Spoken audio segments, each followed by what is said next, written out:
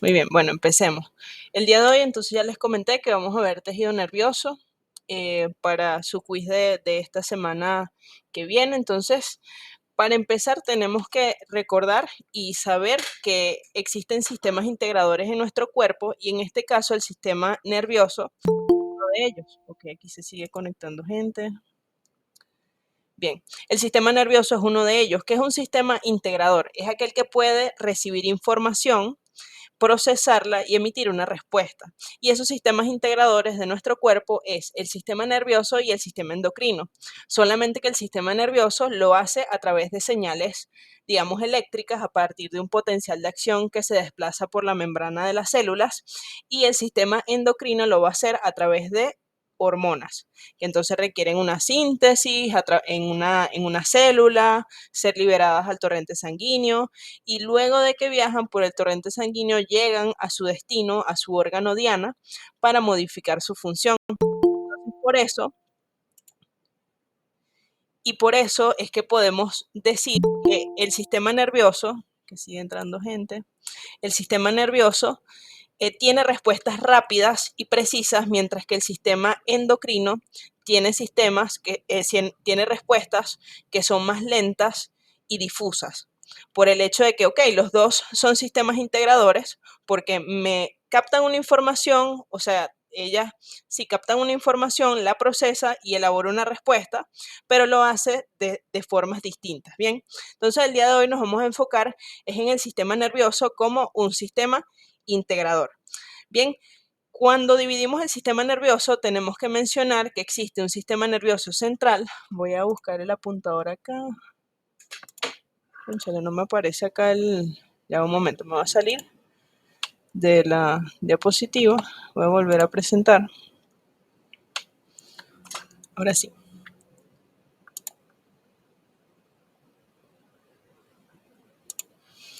Bien, entonces cuando hablamos del sistema nervioso como su división estructural, entonces vemos que hay un sistema nervioso central y un sistema nervioso periférico. El sistema nervioso central tiene dos componentes, el encéfalo y la médula espinal. El encéfalo está, pues, digamos, protegido por la bóveda craneana y pues va a estar constituido a su vez por varias estructuras, el cerebro, cerebelo, tronco encefálico, que el tronco encefálico tiene tres porciones, el mesencéfalo, el puente y el bulbo raquídeo. Entonces, conclusión, encéfalo es igual a cerebro, cerebelo, tronco encefálico, y el tronco encefálico tiene tres porciones, mesencéfalo, puente y bulbo raquídeo.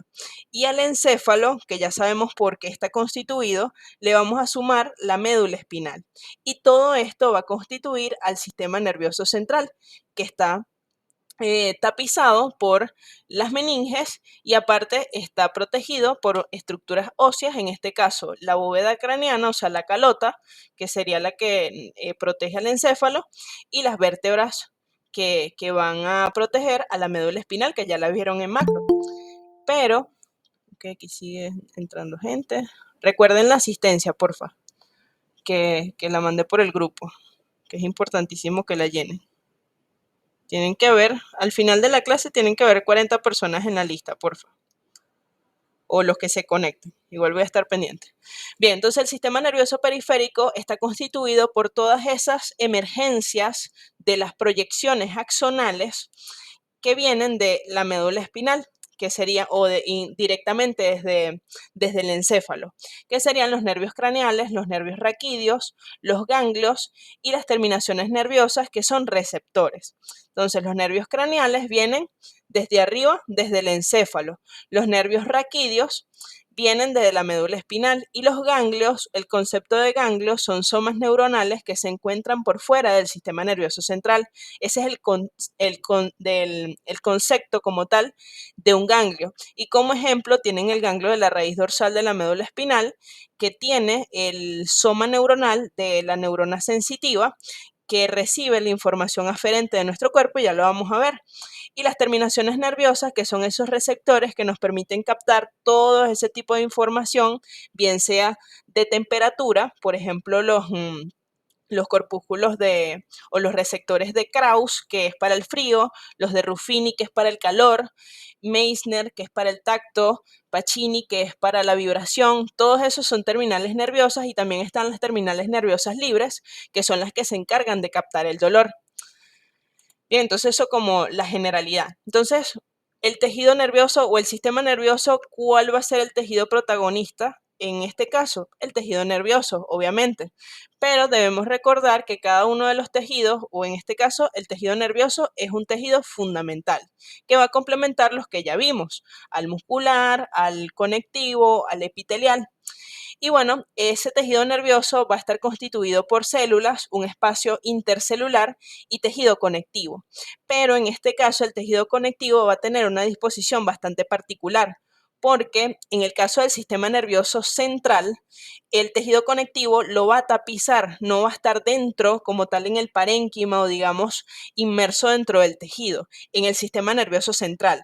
Solamente el tejido conectivo lo va a tapizar, formando que las meninges, es decir, las paquimeninges y las leptomeninges que vamos a ver al final, que está formada por la dura madre, la aracnoides y la pia madre, ¿ok? Bien, entonces dentro de esas células que también son un elemento fundamental de ese tejido nervioso, tenemos que separar, digamos, en dos grupos. Las neuronas, que van a ser la unidad estructural y funcional, y las células neurogliales, que van a ser ese andamio que le van a dar sostén a todas las neuronas. Y ese sostén no solamente va a ser estructural, sino que también va a ser un sostén trófico.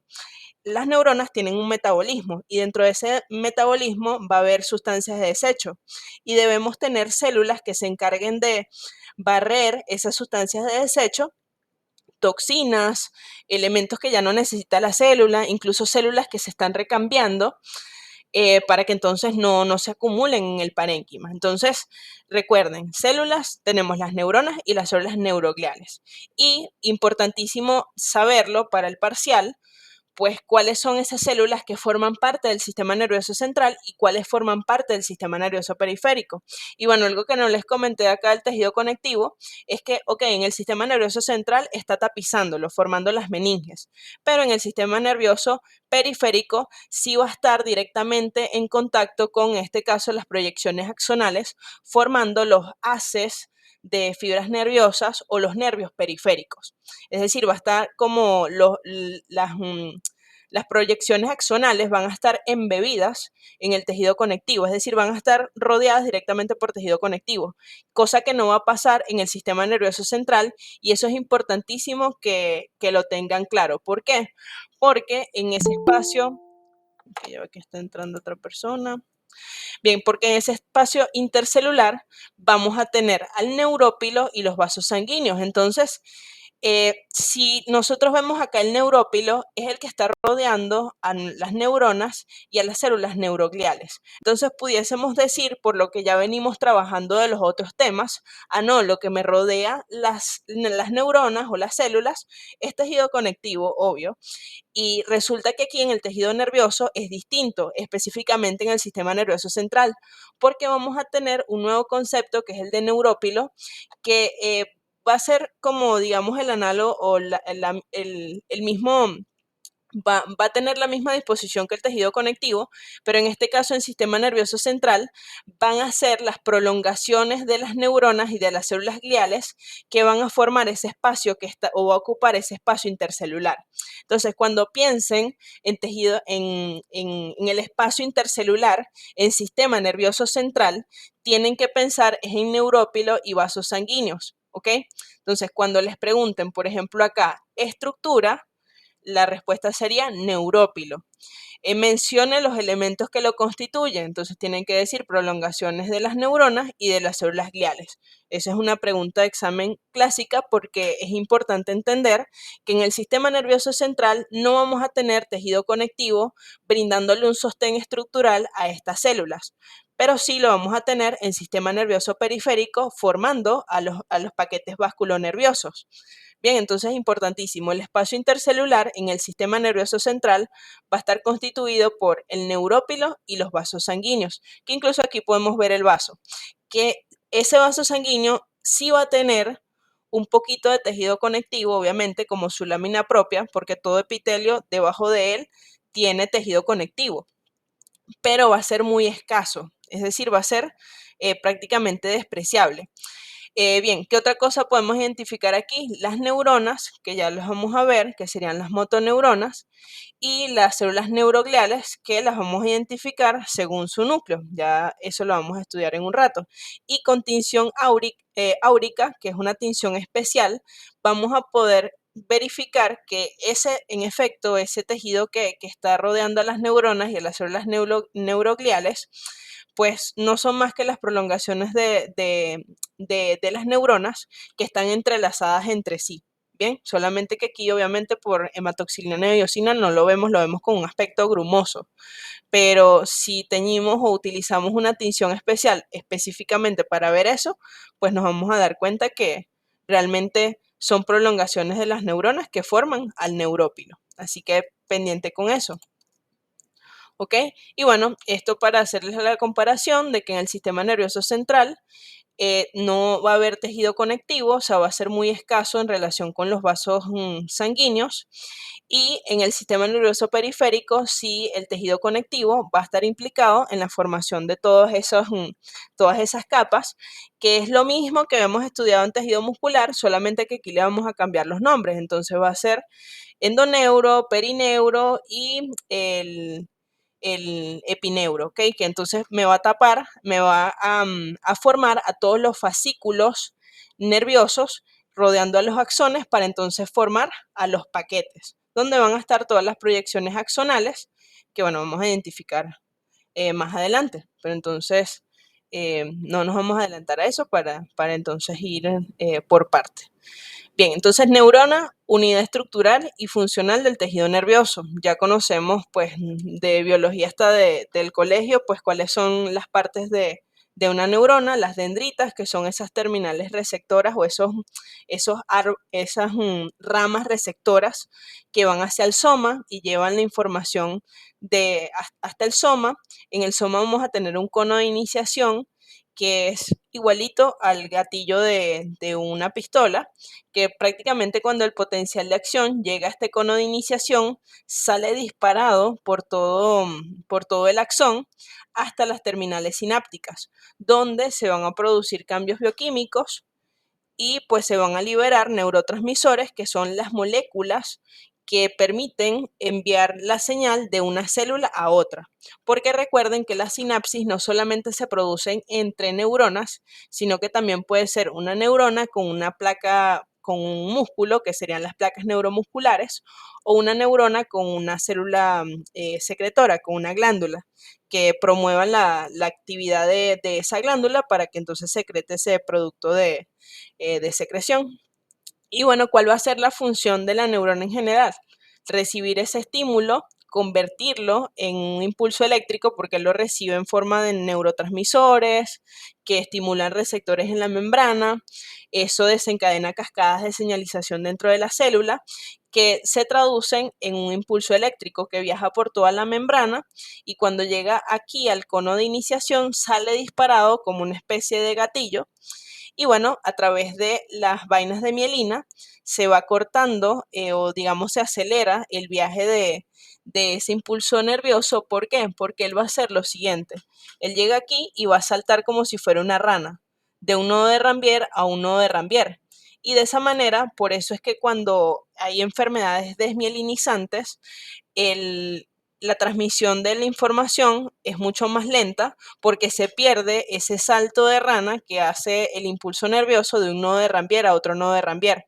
Entonces tarda mucho más en llegar y ahí vienen todos los problemas que podemos ver en esos pacientes, que en este momento no vamos a ahondar en eso, pero sí quiero que recuerden esto porque es importante, porque de eso depende la rapidez de la conducción de los impulsos nerviosos. ¿Qué otra cosa es importante que recuerden? Porque se los pueden preguntar en el quiz. Las funciones de la neurona, o las propiedades, perdón, las propiedades de las neuronas, que sería irritabilidad, conductividad y capacidad de transmisión. Entonces les pueden preguntar célula y que sea una motoneurona o una neurona multipolar. Y bueno, les mencione las propiedades, mencione sus propiedades. Y bueno, tienen que mencionar estas tres propiedades, así que para que lo anoten por ahí, lo tengan presente. Bien, entonces en la neurona dijimos que había un soma o un cuerpo. Ese núcleo, pues si vemos esta imagen, parece el ojo de un búho, el ojo de algún animal, el que ustedes quieran para que se recuerden. Entonces cuando ustedes vean esto, que parece un ojo literal, pues va a ser un soma, ya que está entrando alguien, va a ser un soma de una neurona. Bien, entonces ese soma de la neurona va a tener su núcleo, va a tener un núcleo evidente. ¿Por qué? Porque el núcleo es eucromático, es decir, es una célula que está transcripcionalmente activa. ¿Y a qué me refiero con eso? Que si está transcripcionalmente activa es porque está constantemente expresando su información genética para la síntesis de algún producto en ella, ¿ok? Entonces, por esa razón, cuando los núcleos son eucromáticos, podemos evidenciar el nucleolo. Esa es una característica que vamos a ver en toda célula que esté transcripcionalmente activa. Y en el citoplasma, que sería este, que en este caso lo vamos a llamar pericarium, es el citoplasma de la neurona, del soma, y es importante que sepan que estas manchitas que vemos acá se van a llamar corpúsculos de Nissl, que los podemos ver a microscopio óptico y no son más que la acumulación de ribosomas libres. Y eso es pregunta de examen. Entonces, estructura, corpúsculos de Nissl. Tienen que recordar cómo escribirlo. Nissl. Importante que lo escriban bien, al igual que las incisuras de Smith-Lanterman. También tienen que saber cómo escribirlas, porque si lo escriben mal, así ustedes la hayan identificado, o sea, está malo porque pues hay un error en el nombre. Hay que ser precisos. Bien, entonces, importante eso. Los corpúsculos de Nissl son la acumulación de ribosomas libres en el citoplasma, que dan ese aspecto grumoso de estas manchas oscuras. Así que se las pueden preguntar, importante. Bien, entonces, ¿qué otra cosa vamos a encontrar en ese soma de la neurona? Abundantes mitocondrias, Golgi, retículo endoplasmático liso, los centríolos, gotas de lípidos, gránulos de pigmentos y el citoesqueleto, que van a ser neurofibrillas entrecruzadas. Pero en las dendritas, que son esas prolongaciones, ya que voy a darle ingreso aquí a alguien más, en esas dendritas, ¿qué vamos a tener? Todo lo que acabamos de ver en esa tabla anterior, excepto Golgi. Las neurofibrillas que forman el citoesqueleto van a ser paralelas, se van a arborizar y disminuir de tamaño y poseen espinas. ¿Qué hacen esas espinas? Pues captar la información desde otras células a través de la sinapsis que esa neurona está formando con otras células alrededor. Y bueno, es la mayor parte de la superficie receptora de esa neurona porque es la que capta la información y el axón va a ser único. O sea, si la neurona sea bipolar, la neurona pseudomonopolar, siempre la neurona va a tener un solo axón. Que se puede ramificar, que puede tener ramas colaterales, sí, pero siempre va a ser un solo axón. Las demás prolongaciones van a ser dendritas. Así que en esta célula, en esta neurona que tengo acá abajo, que es una neurona multipolar, todas estas son dendritas, el árbol de las dendritas. Y esta que está acá, esta única prolongación, que aparte está mielinizada, es el axón. Pueden medir hasta 1 metro, pueden ser muy largas. Y pues cada neurona tiene uno solo. Importantísimo eso, que a veces cuando estamos aprendiendo esto se nos olvida. Y pues están rodeados de una vaina lipídica porque eso es lo que nos facilita la transmisión del impulso nervioso de una manera más rápida a las terminales sinápticas y va a poseer pues porciones. Y este es el cono de iniciación en donde llega la información o llega el potencial de acción y de aquí sale disparado para pasar a través del axón. Y otra cosa importante en las funciones de la neurona, pues ya les había mencionado que es una de las cosas más importantes es transmitir el impulso nervioso. Pero esa transmisión del impulso nervioso o esa transmisión puede ser anterógrado o retrógrada. Es decir, anterógrado es que va desde el soma hasta las terminales sinápticas y retrógrado es que va desde las terminales sinápticas al soma.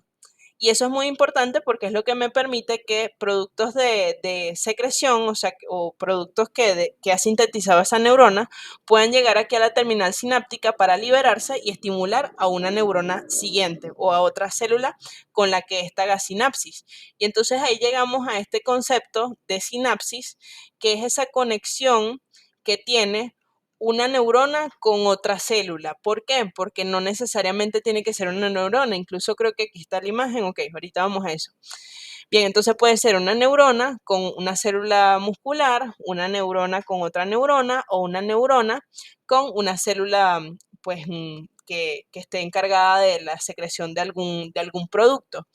Y esas sinapsis pueden ser eléctricas, que las podemos encontrar en corteza cerebral y retina, y son uniones tipo gap, tipo nexo, bidireccionales, o sea, hay información que pasa para acá, información que pasa para acá, en las dos direcciones, y pues un transporte iónico donde hay un acoplamiento eléctrico, que incluso fue lo que mencionamos que sucedía en el corazón con las células de Purkinje, que permite que el tejido tenga un comportamiento sincitial, y bueno, en general en el músculo liso, que también pues permite que todas esas células musculares se contraigan al mismo tiempo. Entonces, esas son sinapsis eléctricas o electrotónicas, mientras que las químicas, que son las más comunes y las que en bioquímica después van a ver con mucha más profundidad, pues ellas tienen un solo sentido, es unidireccional desde la terminal presináptica hasta la postsináptica, siempre tiene una sola dirección y va a presentar varios componentes, el componente presináptico, la hendidura sináptica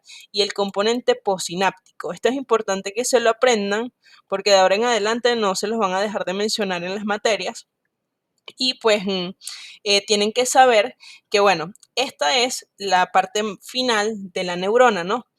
Que ella se va, digamos, a dilatar para formar lo que llamamos un botón sináptico. Ahí van a llegar las vesículas de estos neurotransmisores que por transporte anterógrado llegaron a la terminal sináptica.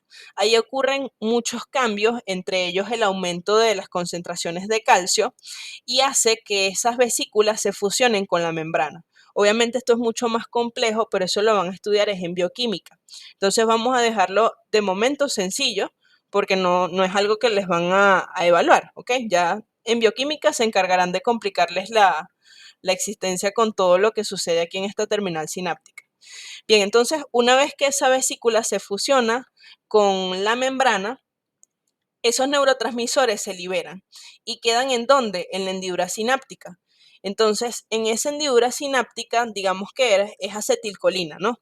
Que va a estimular a la célula muscular para que se produzca la contracción, que es el neurotransmisor que hace eso. Bien, entonces se liberó esa acetilcolina para ponerle un nombre a esa vesícula, solamente para el ejemplo, no, eso no se los van a preguntar específicamente, no se asusten. Bien, entonces esa acetilcolina se liberó acá y hay unos receptores que están en el componente postsináptico. Y en ese componente postsináptico, esa acetilcolina se une con ese receptor y ahí se desencadenan muchas cascadas de señalización en la siguiente neurona o en este caso la célula muscular para que se produzca la contracción. Y ahí es donde llegamos a esta imagen. Entonces, fíjense, aquí tenemos un dibujito de una neurona multipolar que tiene un solo axón, aquí lo vemos, y tiene sus colaterales. Y bueno, aquí hicimos un zoom de ese botón sináptico y vemos que aquí están las vesículas de ese neurotransmisor X que pues se va a liberar en esa neurona en particular, porque existen muchos tipos de neuronas, existen neuronas GABAérgicas, colinérgicas, dopaminérgicas, o sea, existen muchísimos tipos, eso para que lo sepan. Y bueno, esas vesículas se liberan, el producto que estaba adentro, a la hendidura sináptica. En esta membrana postsináptica hay receptores, que entonces, si yo tengo ese receptor, ese neurotransmisor lo que viene es que se une acá y se desencadena una señal en la célula con la que contactó. Y es por eso que estos son componentes importantes para nosotros saber si una sinapsis es de tipo excitatoria o de tipo inhibitoria, que es lo que para este punto tenemos que saber. Entonces, una sinapsis de tipo excitatoria es aquella cuyas vesículas tienen una forma esférica y aparte vemos una densidad en la membrana postsináptica. Entonces vamos a ver esto oscuro, que sería la membrana o el componente posináptico, y si vemos las vesículas que están en el botón, que están en la terminal presináptica, van a ser redondeadas. Esas pueden ser de núcleo claro o de núcleo denso, como esta que vemos acá. Entonces, para las sinapsis excitatorias tenemos dos opciones en las vesículas, de núcleo denso o de núcleo claro. Cuando les pregunten en el examen, que les pueden poner una micrografía electrónica y les pidan elementos que permiten su identificación. Tienen que estar pendientes cuál realmente son las características de las vesículas, porque si la sinapsis era con vesículas de núcleo claro, ustedes no pueden poner que eran de núcleo denso, a pesar de que son sinapsis excitatorias, no está bien porque no es la imagen que les están mostrando. Entonces siempre limítense en este caso a las características de la terminal sináptica que les esté mostrando. Ya más adelante les voy a mostrar unos ejemplos para que practiquemos. Pero esas serían las excitatorias. Ahora las inhibitorias tienen las vesículas una forma elíptica, o sea, parecen como una hojita, incluso. Es así, están como achatadas. Y en el componente posináptico no vamos a tener esa densidad de receptores. Entonces, para que nos los aprendamos por lógica y no se nos olvide, ¿por qué necesitamos que exista una densidad de receptores aquí en la terminal posináptica?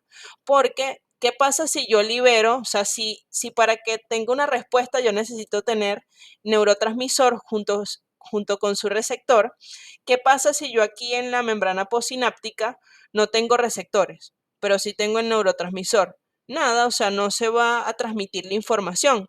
Entonces, si yo estoy liberando muchísimos neurotransmisores a esa hendidura sináptica, es lógico que en esta terminal posináptica la célula diga, epa, tengo que tener muchos receptores para captar a toda esa cantidad de neurotransmisores que se está liberando. Entonces, como un efecto, digamos, eh, esperado, es que aquí esto se vuelve oscuro porque entonces se empiezan a acumular los receptores y como se acumulan muchos receptores, esa membrana se vuelve oscura. Esa es la razón de por qué pues aquí lo vemos oscuro y aquí lo vemos claro, para que entonces no se les olvide. Bien, igual ahorita lo vamos a practicar, no se preocupen.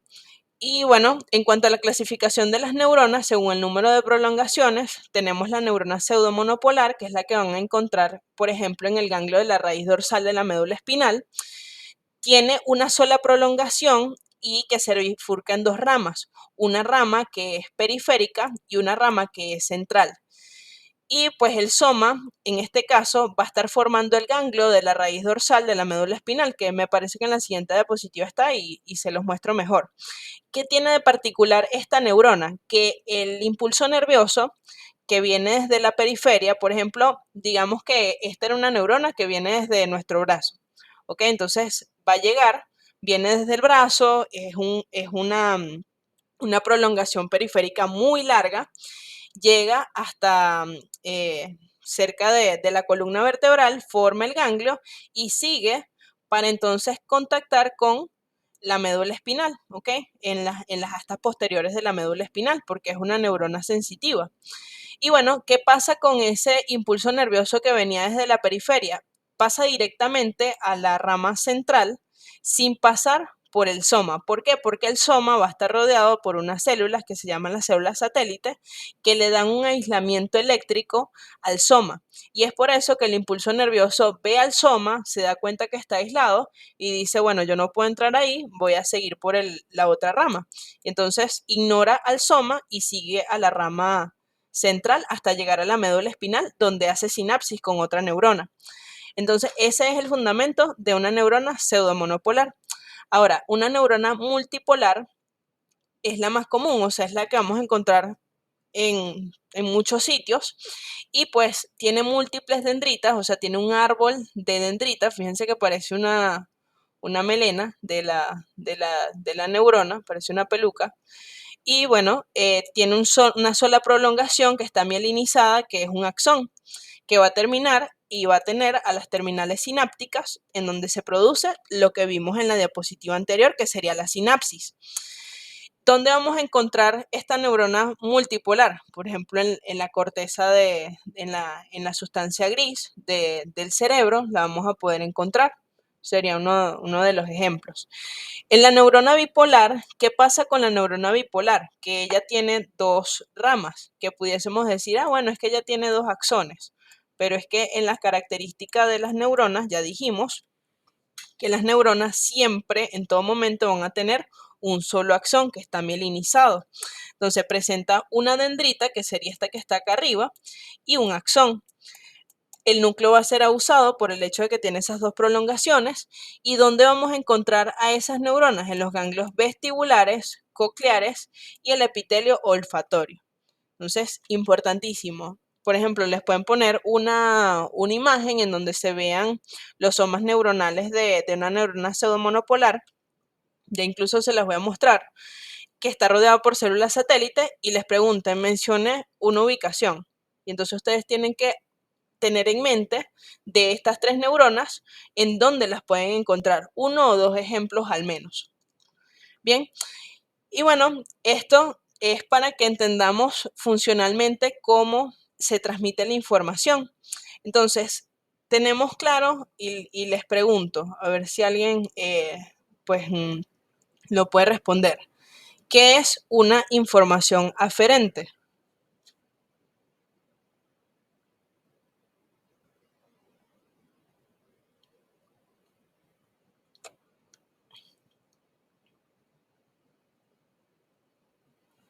Y la otra pregunta sería, qué es una información eferente? Entonces, aferente y eferente. Bueno, la información aferente va a ser aquella que yo estoy recibiendo, es decir, información que me llega a mí, mientras que la información eferente es la que se da como respuesta. Eso es en palabras sencillas. Entonces, aferente va hacia mí, o sea, es un estímulo, mientras que lo eferente es una respuesta que yo estoy dando ante esa información que se procesó en los centros superiores. Entonces, ¿qué estamos viendo aquí en esta imagen?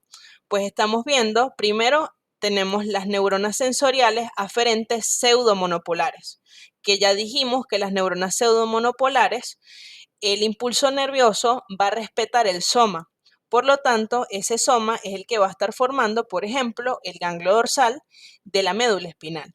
Esta neurona azul que vemos acá es una neurona aferente pseudomonopolar. Entonces, aferente porque ella está captando la información desde el exterior y la está llevando hacia la médula espinal.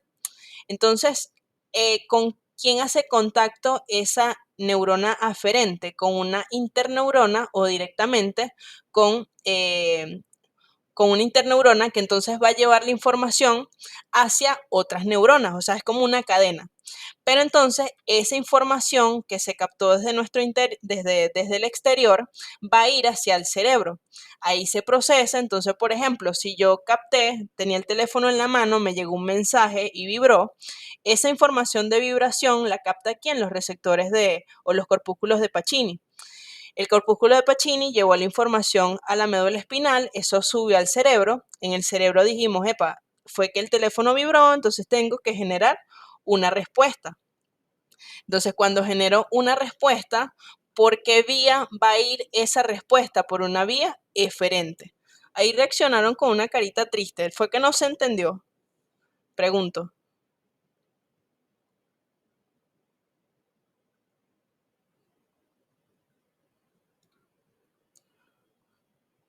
Ok, igual ahorita hago el resumen de nuevo. Bien, entonces una vez que se generó esa información de que entendimos de que fue la vibración del teléfono, se envía, ok, chévere, me asusté. Bien, entonces se envía una respuesta, obviamente, pero esa respuesta va a ir por una vía eferente. Que esa vía eferente van a ser neuronas que van a ser motoras. ¿Por qué? Porque mi respuesta va a ser agarrar el teléfono, desbloquearlo para responder, por ejemplo, ¿ok? Aquí una situación hipotética. Bien, entonces es una señal sensitiva que entonces la procesé para generar una respuesta motora. Bien, y eso va hacia los músculos, que cada uno pues se va a mover dependiendo del músculo que sea, para entonces ejecutar ese movimiento. Pero en conclusión, y lo que quiero que se lleven de esta diapositiva, es que en nuestro sistema hay dos carreteras. Una carretera aferente, que es de llegada de esa información, y una carretera eferente, que es de salida de la respuesta que yo generé a partir de ese estímulo que se procesó en mi cerebro. Bien, entonces aquí vemos, hay una vía aferente que es sensorial y una vía eferente que es motora. A ver que todavía sigue uniéndose gente. Bien, y bueno, esa va a ser la clasificación funcional en neuronas sensoriales aferentes y neuronas motoras eferentes. ¿Se entendió esto? Y hago énfasis porque a veces esto tiene mucho de, de fisiología y bueno, nos complicamos mucho en entender qué es aferente y eferente y realmente es entender, bueno, si dijimos que el sistema nervioso es un sistema integrador, es porque yo estoy captando una información, la proceso y genero una respuesta. Ese captar de información es una vía aferente que fue a centros superiores, que en este caso es el cerebro, y que una vez que yo tengo esa respuesta, ¿por dónde la mando? Por una vía eferente, que esa vía eferente va a ser el movimiento que yo voy a ejecutar en base a ese estímulo que capté. Bien, y eso es en esencia lo que hay que entender de aquí. ¿Okay? Bien, entonces ahora vamos con las células neurogliales, que digamos es la parte más densa que vamos a revisar antes de llegar a las imágenes prácticas. Bien, entonces las células neurogliales son aquellas que le dan el soporte estructural y trófico a las neuronas. Y tenemos que dividirlas en dos grupos, las que son del sistema nervioso central y las que son del sistema nervioso periférico. ¿Qué vamos a encontrar en el sistema nervioso central? Astrocitos, oligodendrocitos, microglias, células ependimarias. Mientras que en el sistema nervioso periférico vamos a encontrar células de Schwann y células satélites.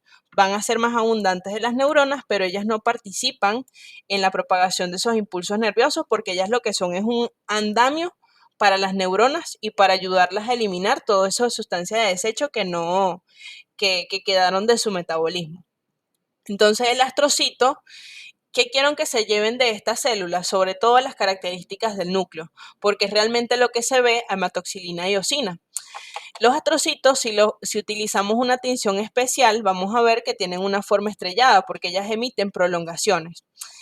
Pues la vamos a poder ver solamente con una tinción especial. El núcleo va a ser eucromático, va a ser esférico, va a poseer gránulos de glucógeno y presentan haces citoplasmáticos de filamentos intermedios.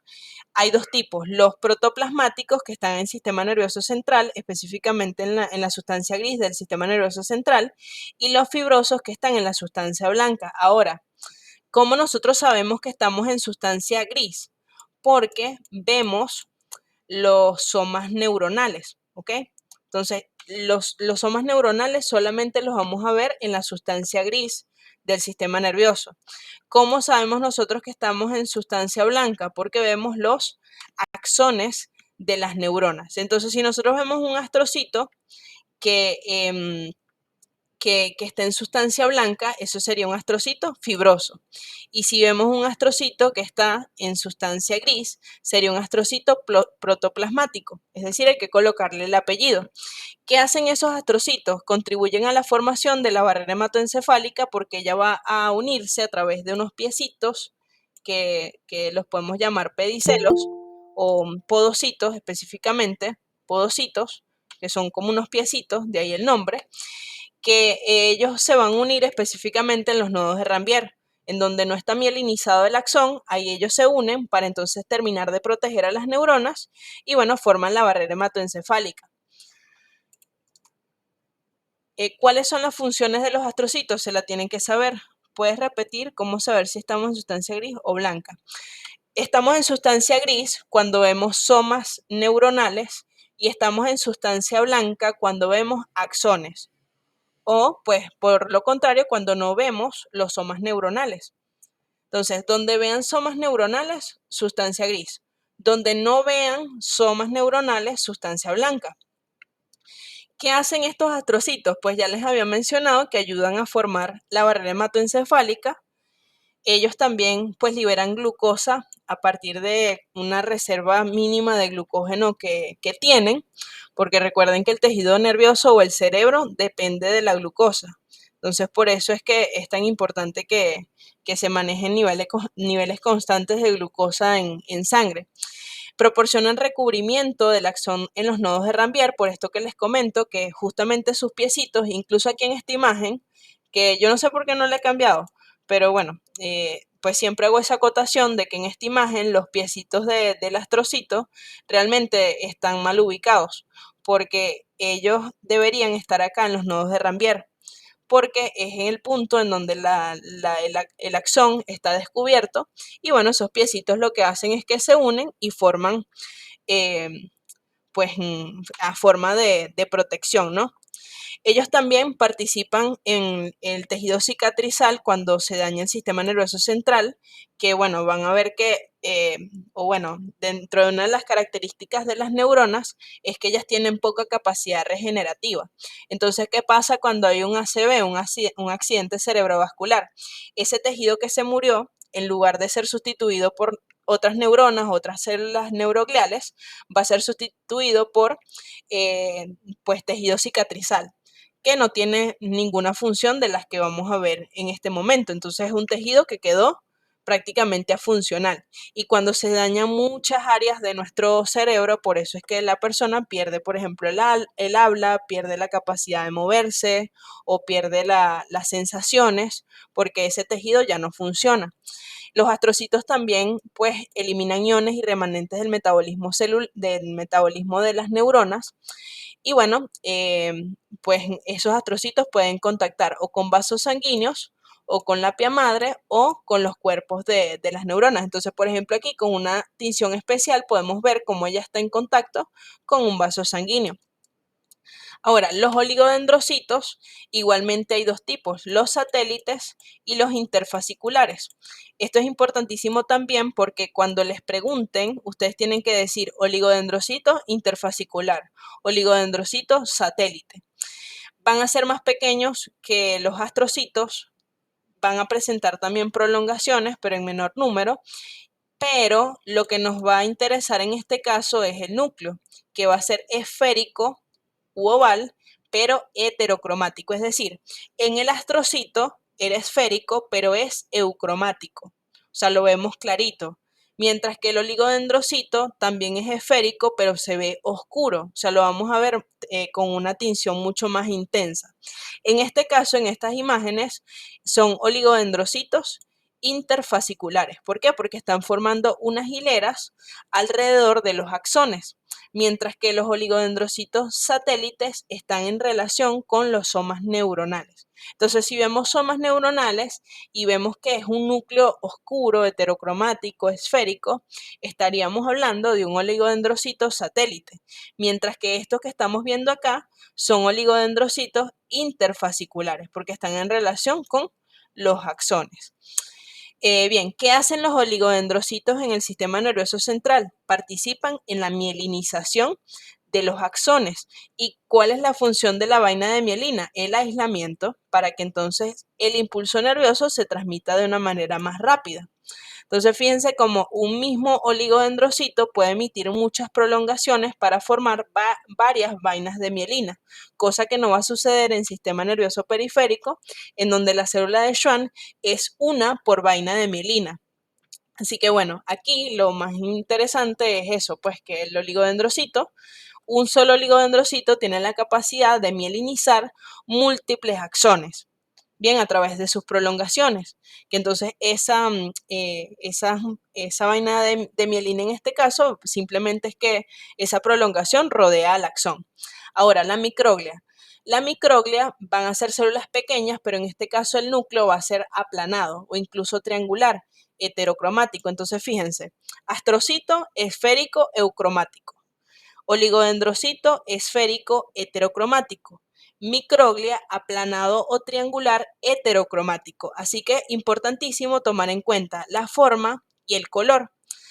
Derivan de la médula ósea porque ellos son monocitos, pero que son especiales para el tejido nervioso. Y por eso es que decimos que forman parte del sistema fagocítico mononuclear. Entonces, sistema porque es un montón de células que tienen la misma función. ¿Y cuál es su función? La fagocitosis, es decir, comerse esos elementos que pues eh, nos quieren hacer daño o que son desechos del metabolismo. Y mononuclear porque tiene un solo núcleo.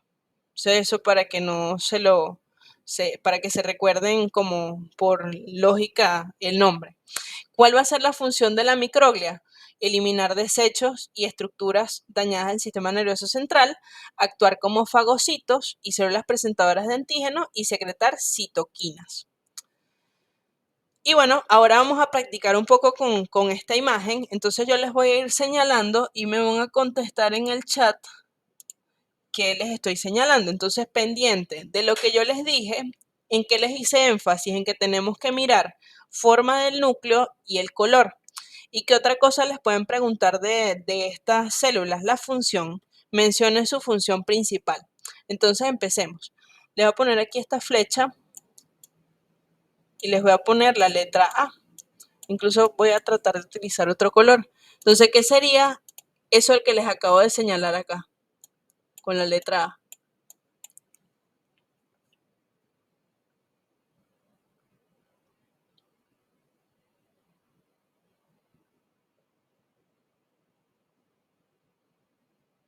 Muy bien, un oligodendrocito. Entonces vemos el núcleo esférico, heterocromático, pero ajá, ¿qué tipo de oligodendrocito es? Porque esa respuesta está mala. O sea, si la ponen así en el quiz está mal porque está incompleta. ¿Cuáles son los dos tipos de oligodendrocito que tenemos? Los satélites y los interfasciculares. Entonces, en este caso es unos satélites porque vemos somas neuronales, en este caso. O sea, como vemos somas neuronales y no tienen una disposición como en una fila de monedas, entonces ese es un oligodendrocito satélite. Muy bien. Ahora voy con otra célula.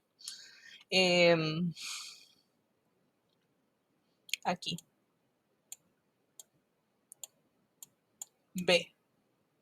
Célula y mencione una función o la función principal.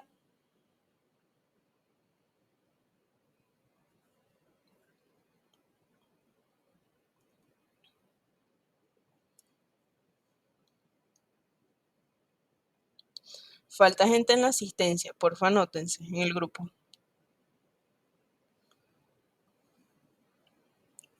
¿Cómo es el núcleo?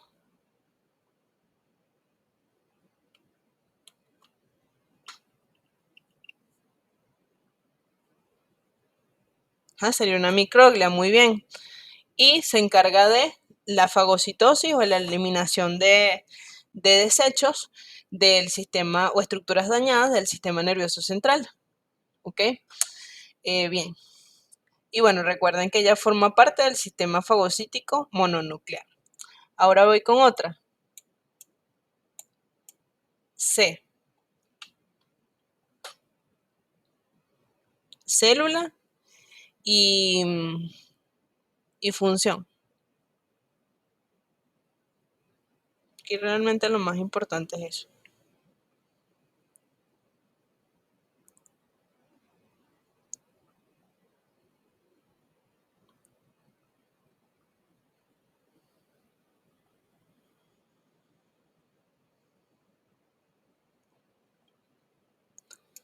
Célula en la C.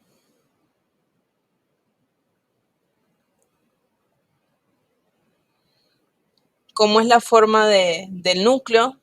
¿Cómo es el color?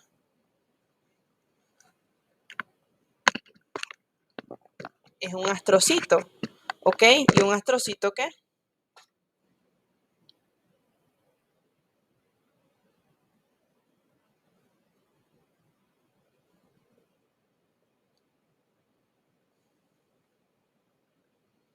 Protoplasmático, muy bien. Ok, entonces, importantísimo que se ubiquen con la forma de los núcleos. Ya va que se me están cayendo acá los audífonos. Ok, ya, listo. Bien importantísimo que vean los núcleos, la forma, el color y la ubicación. Entonces, si yo les pregunto, ¿en dónde nos encontramos? ¿En sustancia gris o en sustancia blanca? O sea, todas esas células están en sustancia gris o en sustancia blanca.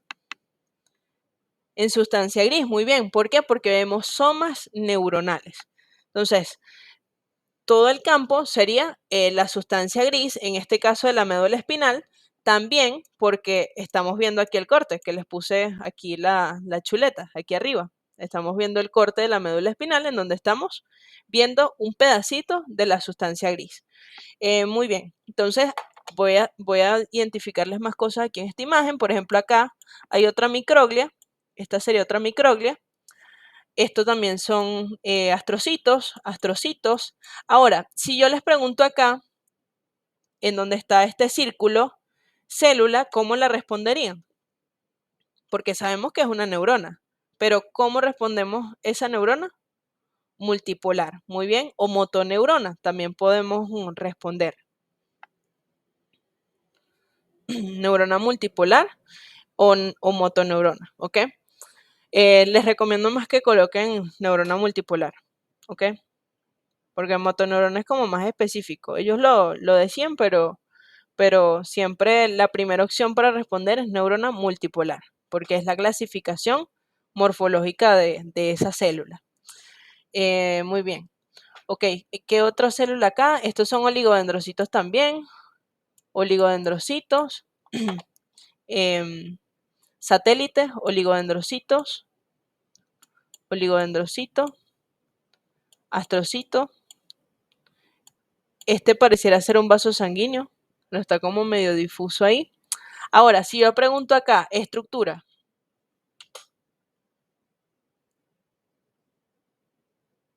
Neurópilo. Mencione sus componentes.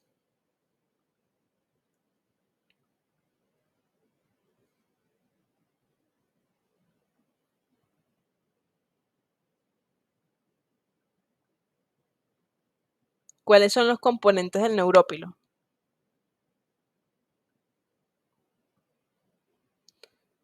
Muy bien, prolongaciones de las neuronas y células gliales. Genial. Muy bien. Ahora, nos faltan las células ependimarias, que también forman parte del sistema nervioso central.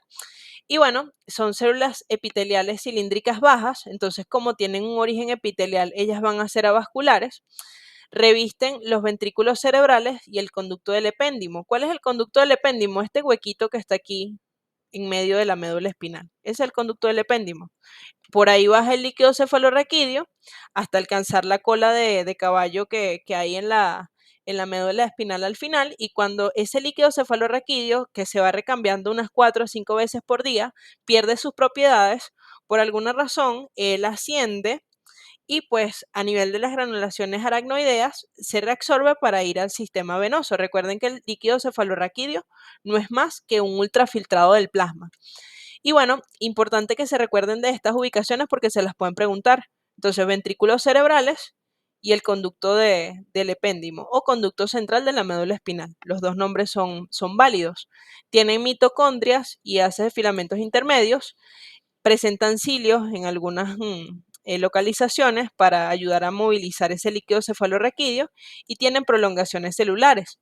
¿Cuál es la función? Formar a los plexos coroideos. ¿Y cuál es la función de los plexos coroideos? Pues formar el líquido cefalorraquídeo. Si yo pregunto, pues todo el campo, estructura sería plexo coroideo. Y los componentes de ese plexo coroideo sería la tela coroidea y las células ependimarias. Esos serían los componentes del plexo coroideo. Tela coroidea y las células ependimarias.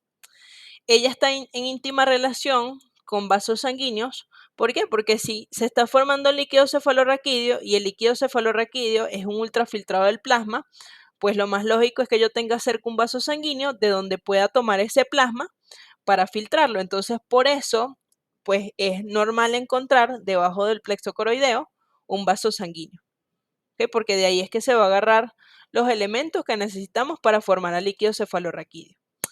Bien, entonces abandonamos las células del sistema nervioso central, ahora vamos con las células del sistema nervioso periférico.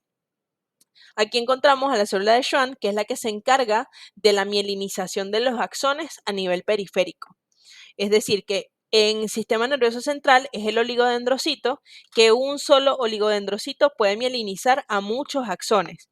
Mientras que aquí la célula de Schwann es como más celosa, entonces nada más se une a un solo axón. Entonces, un axón, una célula de Schwann. Y ella la envuelve como si fuera un cinnamon roll. Y bueno, o sea, hace como un burrito, ¿no? Alrededor del axón.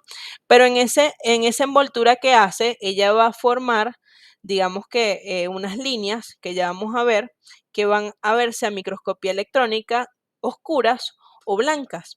Entonces, en ese proceso de mielinización se forman los segmentos internodales, los nodos de Ranvier, las hendiduras de Smith-Lantermann, que deben saber cómo se escribe, ojo, porque si no lo escriben bien, o sea, si ustedes perfecto lo identificaron, está súper difícil esa imagen y lo identificaron, malo porque no lo escribieron bien. Entonces, avisado que tienen que recordar cómo escribirlo.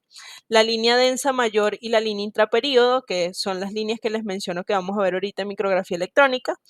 Y pues obviamente la función de la vaina de mielina, que es otra cosa importante a saber, que es pues el aislamiento eléctrico del axón para facilitar la transmisión del impulso nervioso. Bien, entonces esa célula de Schwann, ¿qué hace? Lo envuelve, el citoplasma es como si se va estrangulando, pero quedan como remanentes citoplasmáticos, es como si quedaron grumos. En esa envoltura se me acumuló el relleno, que en este caso es el citoplasma, en alguna parte, y en esa acumulación de citoplasma que no se aplastó bien es lo que genera las hendiduras de Schmidt-Lantermann, ¿ok? Que forman unas espinas de pescado, que igual las vamos a ver más adelante. Bien, entonces las líneas que les mencionaba es la línea densa mayor, que es la oscura, y la línea interperiódica, que es la blanca. ¿Cuál es la diferencia entre ambas? Las porciones de la membrana que están contactando. En una célula, nosotros tenemos una porción externa de la membrana y una porción interna o citoplasmática de esa membrana. Cuando se unen las porciones citoplasmáticas entre sí, en esa envoltura que hace la célula de Schwann como si fuera un burrito, se va a formar la línea densa mayor, que va a ser oscura. Entonces, esas son superficies citoplasmáticas, es decir, la parte de adentro de la célula que se pegó con otra parte de adentro de la misma célula en esa envoltura, forma una línea oscura. Mientras que la línea blanca son las capas externas. Entonces, la porción externa de la membrana se contacta entre sí y pues forma la línea interperiódica que va a ser blanca. Y eso en esencia es todo, ¿ok? Lo que hay que identificar acá. Y aquí vemos esos cúmulos de citoplasma, que es como que, como les digo, se le acumuló el relleno ahí, no se aplastó bien y quedaron atrapados esos grumos y se forman las llamadas espinas de pescado que nos ayudan a identificar esas incisuras de Schmidt-Lantermann. Bien, de la célula de Schwann. Y bueno, eso es todo por ahí. Ahora, la mielinización. En esencia, recordar oligodendrocito, sistema nervioso central, y un oligodendrocito puede mielinizar a múltiples axones con las prolongaciones. Mientras que la célula de Schwann, como ella es celosa, o sea, una célula de Schwann, un axón. O una sola célula de Schwann, una vaina de mielina. ¿Ok? Porque si se fijan aquí, un axón tiene muchas vainas de mielina. O sea, muchas células de Schwann que lo están envolviendo, pero esa célula de Schwann es incapaz de generar esas prolongaciones para, pues, englobar a otros axones. Y cuando esa célula de Schwann forma ese burrito alrededor del axón, eso se llama un axón mielinizado, porque también hay axones amielínicos, que es cuando una célula de Schwann tiene la capacidad de envolver a varios axones, pero no forma esa envoltura. Es como que simplemente están abrazados por esa célula de Schwann, pero no la envuelve completamente. Y por esa razón, como no forma como tal una vaina de mielina, sino simplemente es como que la envuelve y ya, ella hace como una envoltura ahí medio mal hecha, para que les quede como clara la diferencia. Entonces, por esa razón es que estos axones los vamos a llamar amielínicos, porque la célula de Schwann es como que los envuelve como por no dejarlos solos, pero realmente pues no los está envolviendo como debe ser, que sería lo que vimos en las diapositivas anteriores. Ahora, la otra célula que podemos encontrar en el sistema nervioso periférico son las células satélites, que son células cúbicas que van a estar generando entonces, ¿qué función tienen las células de Schwann ahí? De sostén, sí, prácticamente, porque como tal, o sea, una vaina de mielina no la están formando, ¿ok? Bien, las células satélites, entonces, ¿qué hacen? ¿O cuál es su función principal? El aislamiento eléctrico. ¿De quién? De los somas neuronales. ¿Y cuál es la neurona en donde la vamos a encontrar de manera, o sea, que eso lo tenemos que tener claro, en las neuronas pseudomonopolares? Por ejemplo, las que están en el ganglio dorsal de la médula espinal. ¿Y cuál es la función de esta célula satélite? U otra función de la célula satélite, el intercambio metabólico. Pero la función principal es el aislamiento eléctrico. Así que ahora les pregunto, con esa flecha amarilla, célula, ¿cómo responden? Lo que está debajo, justamente debajo de la flecha.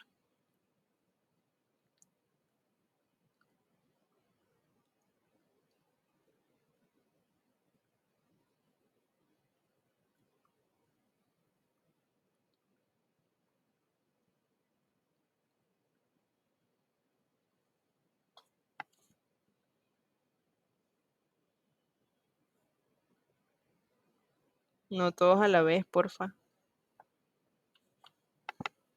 Bueno, voy a hacer otra flecha.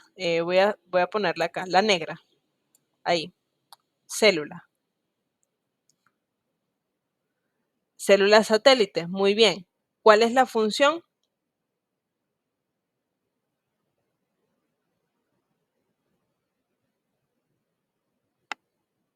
El aislamiento eléctrico. Eso es todo. Ahora, si le señalo acá, vamos a ponerle la letra B. Célula.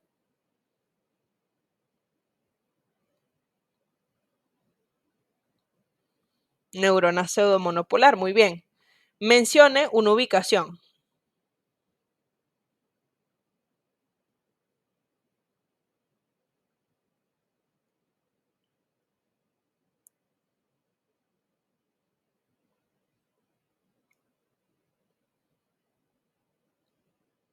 Muy bien. Ganglio dorsal de la médula espinal. ¿Ok? Bien, y entonces recuerden, el término ganglio es simplemente la ubicación de somas neuronales fuera del sistema nervioso central. Eso es la definición de un ganglio. Bien, y aquí, bueno, lo que les mencioné hace un rato de que en sustancia gris, ¿qué vamos a encontrar? Los somas neuronales. En la sustancia blanca, ¿qué vamos a encontrar? Los axones. Y eso es lo que nos permite diferenciar o ubicarnos a, bueno, ¿son astrocitos qué? ¿Son astrocitos qué? Porque entonces tienen un apellido distinto dependiendo de si estamos en sustancia gris o en sustancia blanca. Entonces, ok, identificamos buenísimo que es un oligodendrocito, pero resulta que hay dos tipos de oligodendrocitos, los satélites y los interfasciculares. Entonces, ¿cómo sabemos cuál es cuál? Si identificamos que estamos en sustancia gris o en sustancia blanca. Entonces, la sustancia gris está constituida por los cuerpos de las neuronas, las dendritas, fibras amielínicas y mielínicas, astrocitos protoplasmáticos, oligodendrocitos, en este caso serían oligodendrocitos satélites, y las microglias. Mientras que en sustancia blanca, ¿qué vamos a encontrar? Fibras mielínicas principalmente, astrocitos fibrosos, oligodendrocitos interfasciculares y las microglias. Bien, entonces las microglias, fíjense que están tanto en sustancia gris y sustancia blanca y es indiferente porque ella es la misma. ¿Ok? Simplemente, o sea, recuérdense de la microglia como el macrófago del tejido nervioso. Y bueno, aquí vemos como en el cerebro y en el cerebelo hay una disposición igual de la sustancia gris y la sustancia blanca. La sustancia gris está a la periferia y la sustancia blanca está en el centro. Quiere decir que los somas neuronales están aquí en la corteza y todo lo que está hacia abajo son los axones que forman la sustancia blanca, al igual que en el cerebelo. Cosa que no sucede en la médula espinal, porque en la médula espinal es totalmente lo contrario. Hacia afuera tenemos sustancia blanca y al centro tenemos sustancia gris. Y bueno, para ya ir terminando, tenemos los nervios periféricos. Los nervios periféricos, estamos en sistema nervioso periférico, como su nombre lo dice. De mi parte son casi similares. ¿Cómo sería la mejor forma de reconocer una de otra? ¿A qué te refieres? ¿A las sustancias o a qué?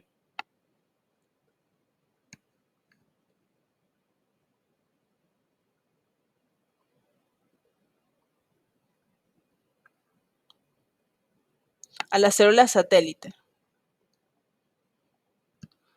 Ok, bueno, primero, las células satélites, en este caso, lo primero que tienes que ver es que está rodeando a un soma neuronal, que en este caso serían las neuronas pseudomonopolares. Entonces, cuando tú ves una neurona y la logras identificar con su núcleo y su nucleolo, ves que tiene como una corona, o sea, tiene como un cinturón de células que están pegaditas a ella. Por ejemplo, estas que ves acá.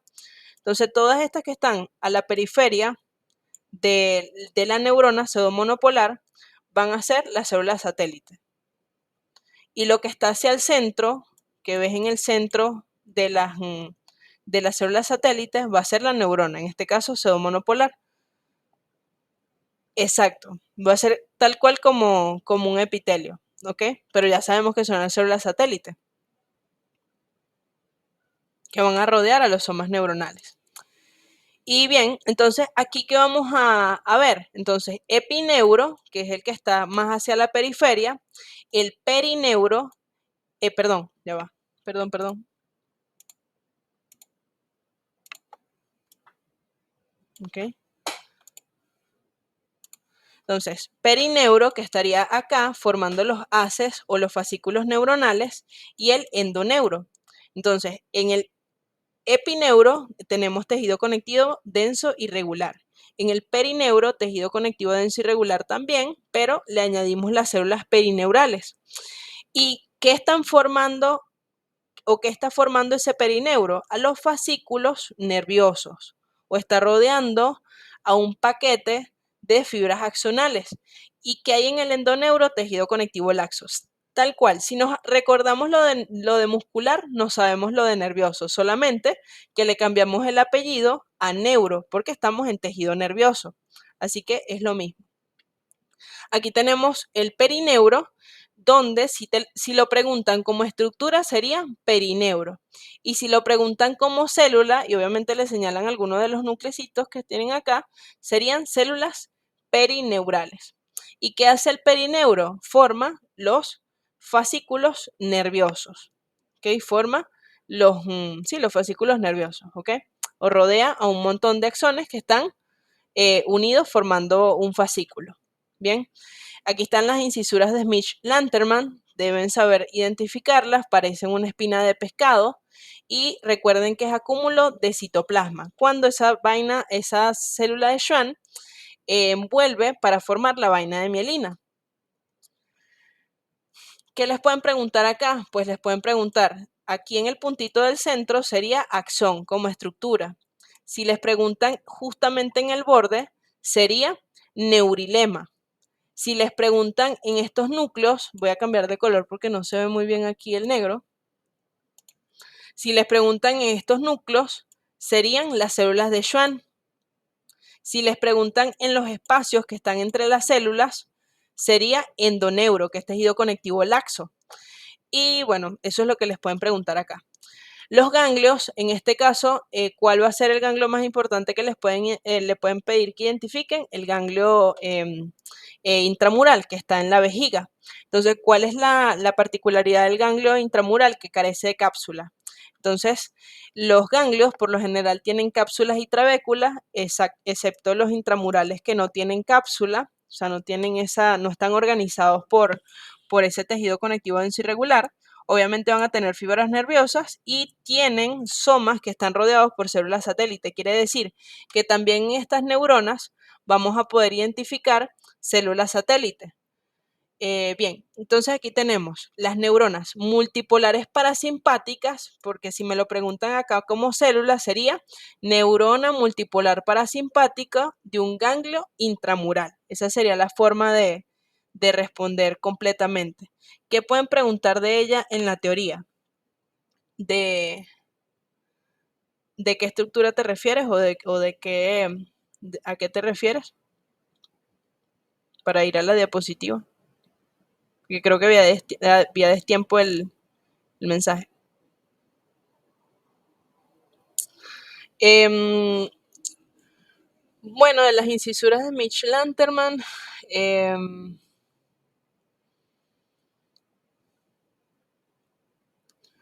pueden preguntar pues la ubicación, o sea, que sería sistema nervioso periférico o, o realmente, bueno, acá, bueno, déjenme pensar y cualquier cosa no, se los mando por el grupo, pero no recuerdo ahorita la pregunta teórica de esto, porque es que realmente, o sea, esto es algo que se forma porque se acumula el citoplasma de la célula de Schwann, pero no, o sea, no tiene algo como particular de función o de ubicación, es en el sistema nervioso periférico. Pero bueno, déjenme pensar y se los mando, ¿ok? Se los debo, estoy en deuda con ustedes con eso. Bien. Ok, entonces aquí como célula sería neurona multipolar parasimpática. Recuerden que aquí también les pueden pedir que identifiquen las células satélite, que entonces serían las que envuelven, por ejemplo, estos nuclecitos que están aquí al ladito del núcleo de la neurona serían las células satélite. Y estas serían neuronas multipolares parasimpáticas del ganglio intramural, porque es importante que se recuerden del apellido parasimpático, porque justamente son neuronas que responden a estímulos que dependen del sistema nervioso autónomo. Y el sistema nervioso autónomo tiene un componente simpático y un componente parasimpático. Y en este caso, el ganglio intramural se va a activar con señales parasimpáticas, que son las que están presentes cuando estamos en reposo. Entonces, por ejemplo, ¿qué hace nuestra vejiga cuando estamos en reposo? Se relaja, entonces nos permite orinar. Entonces, es como que para que enlacen con ese concepto del sistema. Ella no tiene cápsula, esa es una de las particularidades del ganglio intramural. Y otra cosa, ¿cómo sabemos que nos están preguntando ganglio intramural? Porque vemos tejido muscular. Si vemos tejido muscular cerca de esa célula que nos está preguntando, ahí ya confirmamos de que estamos en ganglio intramural. Porque entonces el ganglio intramural está rodeado de los haces musculares que forman a la vejiga. Y bueno, por último, tenemos las meninges, que las meninges son esas capas de tejido conectivo que va a tapizar al sistema nervioso central. Entonces tenemos aquí al periósteo, que sería la calota, o sea, todo ese hueso que pues protege el sistema nervioso central. Tenemos a la dura madre, que también es conocida como la paquimeninge. Debajo de ella tenemos un espacio que se llama el espacio subdural, que es un espacio virtual. ¿Qué es un espacio virtual? Un espacio virtual es porque si se llena de líquido se vuelve real. Es decir, que en todo momento cuando ustedes les dicen que es un espacio virtual es porque tienen la capacidad de que cuando haya líquido en ese espacio, de separarse, ¿ok? Entonces, de virtual pasa a ser real. Entonces, es un espacio potencial. Entonces, un espacio virtual es un espacio que potencialmente se puede llenar de líquido o de alguna estructura sólida. Y cuando eso pasa, se vuelve real. Entonces, el espacio subdural en condiciones fisiológicas no existe. Quiere decir que cuando nosotros, por ejemplo, una persona tuvo un accidente y se golpeó la cabeza y eso genera una hemorragia, aquí se puede acumular sangre y ese espacio que era virtual ahora es real porque hay sangre. Y entonces se separa la dura madre del aracnoides. Luego tenemos la aracnoides. Voy a cambiar incluso de color porque esto no se está viendo bien acá. Ya va. Ok. La aracnoides, tenemos las trabéculas aracnoideas, por aquí discurre el líquido cefalorraquídeo y por último tenemos la pia madre. La aracnoide junto con la pia madre forman las lectomeninges y la pia madre está en íntimo contacto con el parénquima del sistema nervioso, ¿ok? Con el tejido, bien sea cerebro, cerebelo, etcétera. ¿Qué otra cosa? El espacio epidural solamente va a estar presente en médula, él está ausente en la bóveda craneana, o sea, en la bóveda craneana no tenemos espacio epidural. Entonces, por eso es que en médula podemos decir, bueno, vamos a poner anestesia epidural, porque hay un espacio aquí en donde entra la anestesia y pues hace su trabajo. En este momento no vamos a ahondar en eso.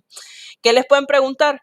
Pues los espacios, las capas que ya vimos en ese esquemita. Entonces aquí tenemos, primero nos ubicamos. Esto sería un corte de médula espinal.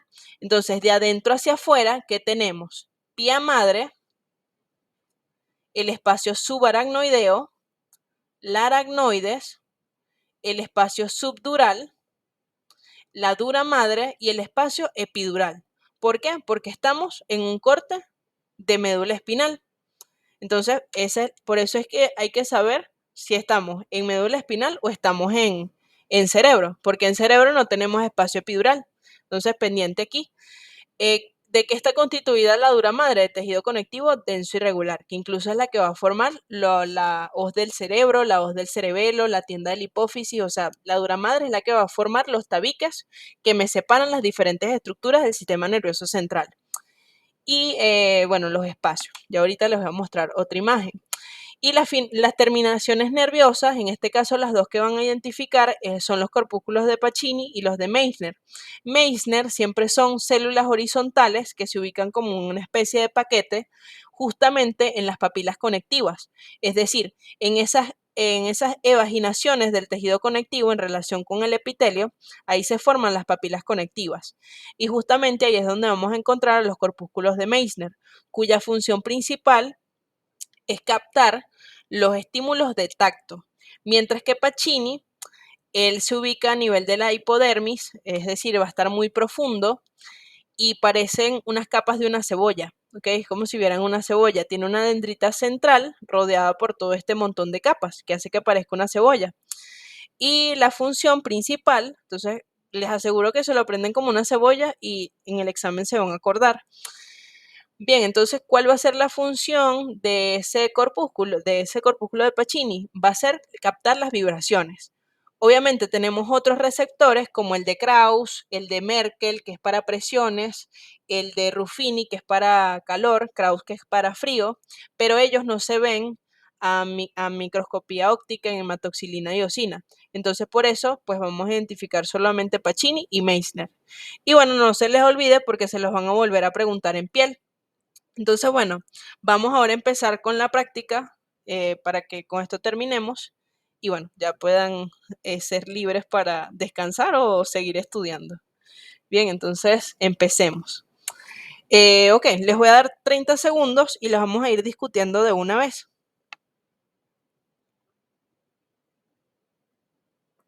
Este van a tener más porque no había puesto el timer aquí. Entonces, bien.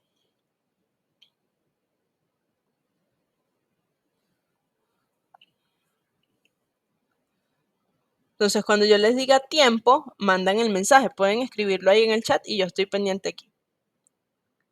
Pero le dan enviar cuando yo diga tiempo, para que así todos practiquen.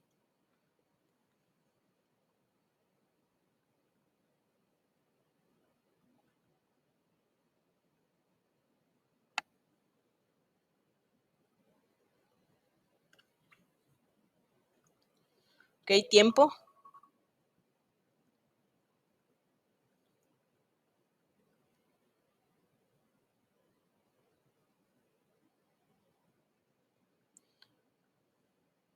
Ok, oligodendrocito satélite, mielinización. Ok, aquí lo de las dos funciones, realmente aquí les van a preguntar es una. Era porque yo aquí había puesto otra célula y bueno, esa tenía más funciones. Pero la función del oligodendrocito es la mielinización de los axones. Ok, muy bien. Continuemos.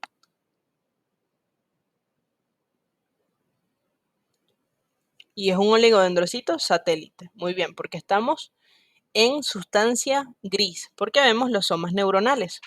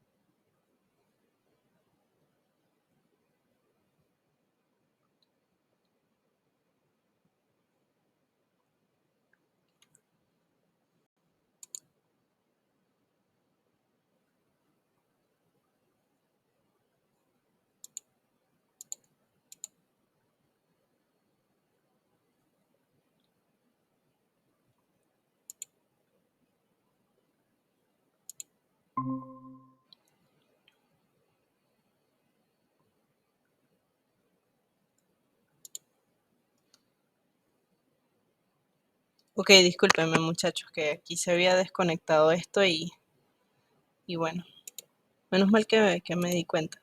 No,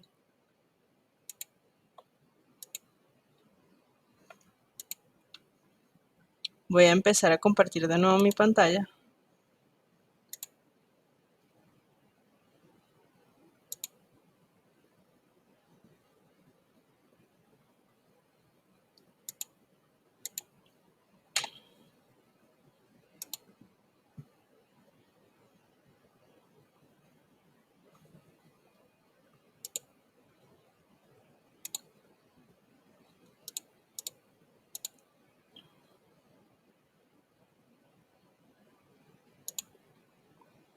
Para que terminemos. Ok.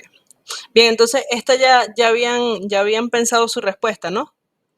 ¿Sabes qué fue? Que se me borró el chat cuando salí. Ok, muy bien. Mencioné su localización y poderme. Perfecto, muy bien. Continuemos. Siguiente imagen. 30 segundos.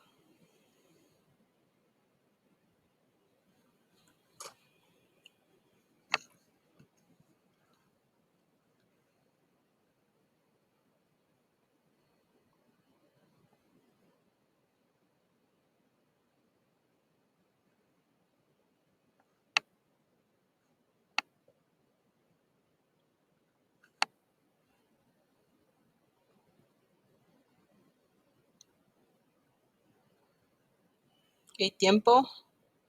¿Qué es? Sinapsis excitatoria de vesículas claras.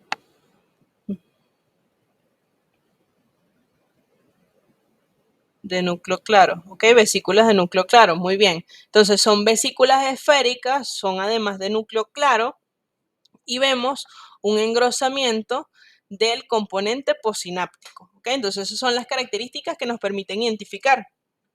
Importantísimo que, bueno, chévere, yo sé que las vesículas también pueden tener un núcleo denso, pero resulta que en la imagen son claras. Entonces, si en la imagen son claras, tienen que utilizar esa característica. ¿Ok? Recuerden que también pueden haber sinapsis inhibitorias, pero estas vesículas las voy a ver como unas hojitas, pues como un elipse. Otra cosa aquí en esta imagen que me va a devolver, otra pregunta que les pueden hacer es la función. Y entonces tienen que decir que es captar estímulos de vibración. Esa sería la otra pregunta teórica. Bien, aquí la otra pregunta teórica, bueno, principalmente son esas características, porque siempre los doctores han hecho énfasis que los componentes de las vesículas no se preguntan porque realmente eso depende de muchas cosas, pues, y eso se los van a explicar mejor en bioquímica. Bien, entonces, importante, características de la membrana postsináptica y de las vesículas. Ok, célula, 30 segundos, ok.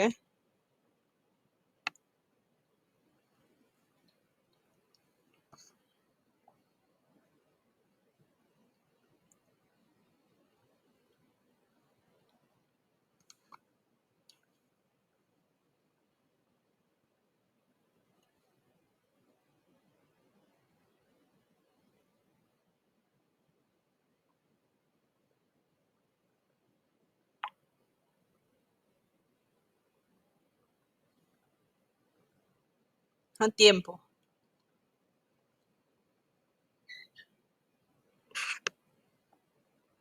Ok, neurona multipolar parasimpática. El tipo de inervación, inervación autónoma parasimpática. Muy bien, continuemos. Bueno, importantísimo. ¿Cómo sé yo y cómo estoy segura de que es una neurona multipolar parasimpática? Porque veo el músculo, que es el músculo de la vejiga, ¿ok? Bien, 30 segundos.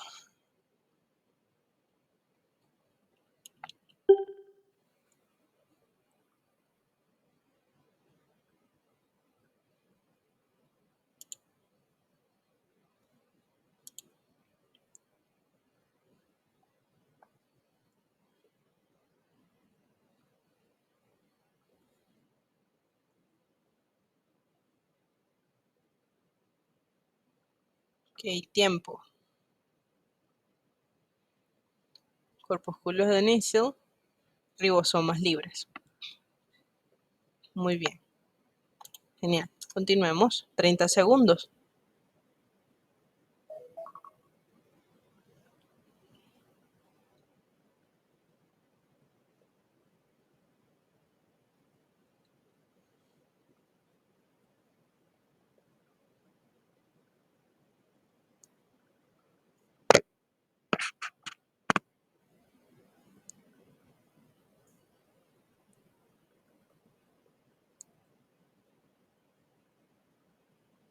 Tiempo.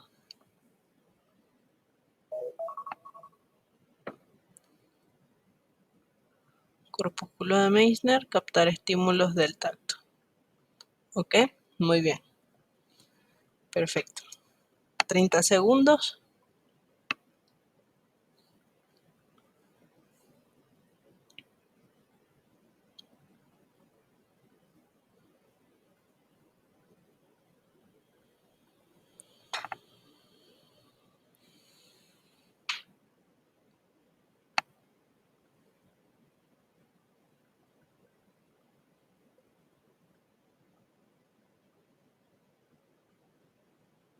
Tiempo.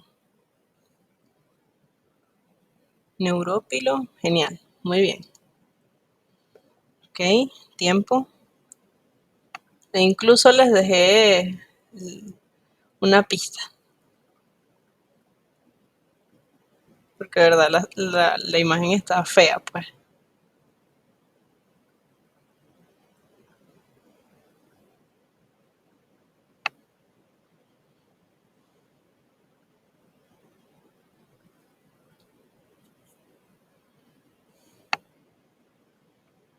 Tiempo.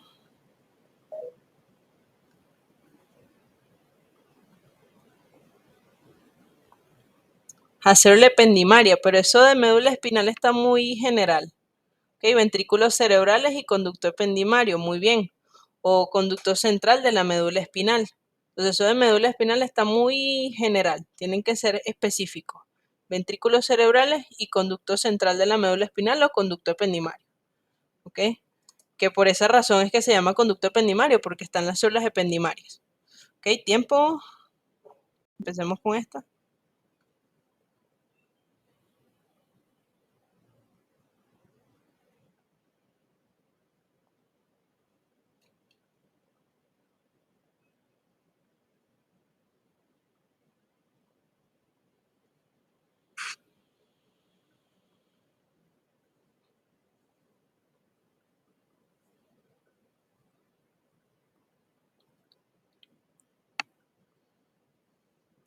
Tiempo. Plexo coroideo, terla coroidea y células ependimarias. Excelente, muy bien. Entonces, plexo coroideo, células ependimarias, ¿qué otra cosa les pueden preguntar aquí? La función, que sería producción de líquido cefalorraquídeo. ¿Ok? Aquí no está la flecha, pero les voy a poner mi apuntador. Aquí, estructura, donde está el apuntador.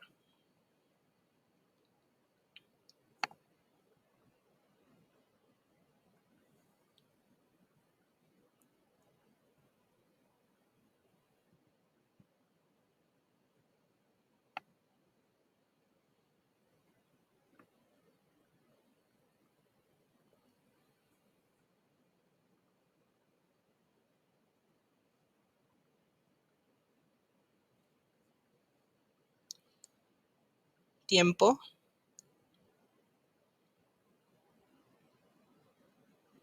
Perfecto, grupúsculo de Pacini, captar vibraciones. Recuérdense que parece una cebolla. Y bueno, era el mismo que les había preguntado hace un rato, que entonces la localización sería en hipodermis. Ok, ¿y dónde se ubica el de Meissner?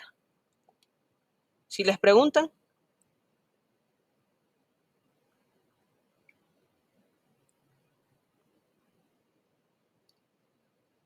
Ubicación del corpúsculo de Meissner en las papilas conectivas. Muy bien. Ok, aquí la flecha amarilla. Y ya llegó el tiempo.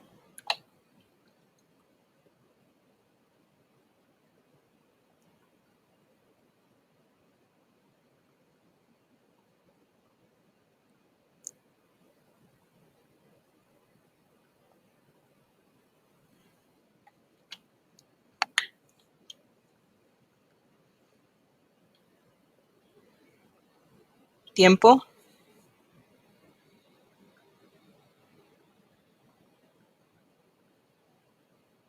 Endoneuro, muy bien. Endoneuro. ¿Y tejido que lo constituye?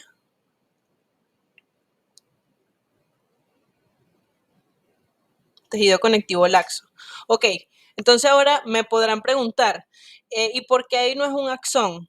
Por el aumento, porque me lo están preguntando a un aumento muy pequeño y si tuviera mayor aumento, que viera las fibras nerviosas mucho más grandes, ahí sí cabe la posibilidad de que les pregunten axón o célula de Schwann, así que pendiente con el aumento en esos casos. Y bueno, me parece que ya esta era la última, muchachos. Bueno, entonces con esto terminamos. ¿Tienen alguna pregunta, alguna duda de la clase? Bueno, entonces espero les haya gustado la asesoría. Se las voy a subir a YouTube y les mando el link por el grupo para si tienen alguna duda puedan revisar de nuevo la clase. Y bueno, éxitos en su examen que es el miércoles. Me cuentan cómo les va.